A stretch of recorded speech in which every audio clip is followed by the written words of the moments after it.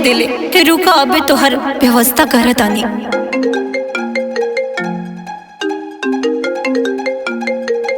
Hello hello, हाँ सखी, कहा सर समाचार? अरे समाचार छोड़ा, हमारी बात सुनो।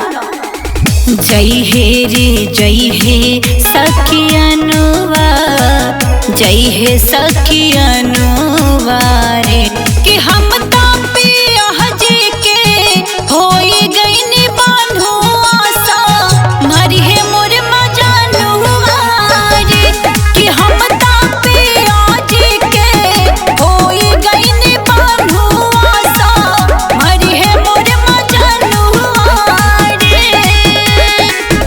ए सखी, हम तोहार छोड़ल खाना कैसे खा सके? म्यूजिक बाय अमन राव। देखानु परेशानी के समझा, हमार बात सुनो।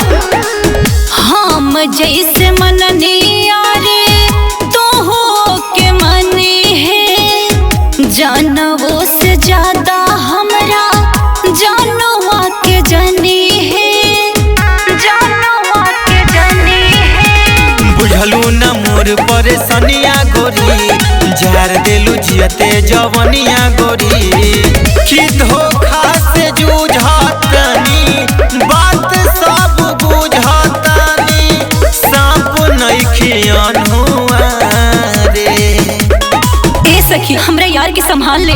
जय हे रे जय हे सखियनुवा, जय हे सखियनुवा रे, कि हम तापिया जी के होई गईनी बांधु आसा, मरी है मोर मजानुवा रे, कि हम तापिया जी के होई गईनी बांधु आसा, मरी है मोर मजानुवा रे।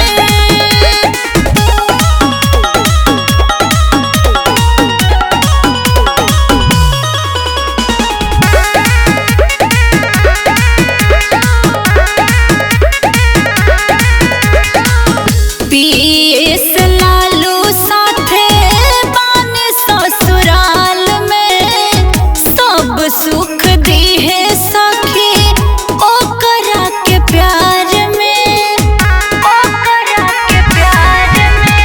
मोहब्बत के फर्ज निभा दिहलू, अपन सखी से सेटिंग करा दिहलू, सोनू मतलबी के तू चिंता न करी है, राखी हमके खुश तोरा अनुआ। टेंशन मत लो सखी के साथे खुश रह के। जय हे रे जय हे सखियनुवा, जय हे सखियनुवा रे,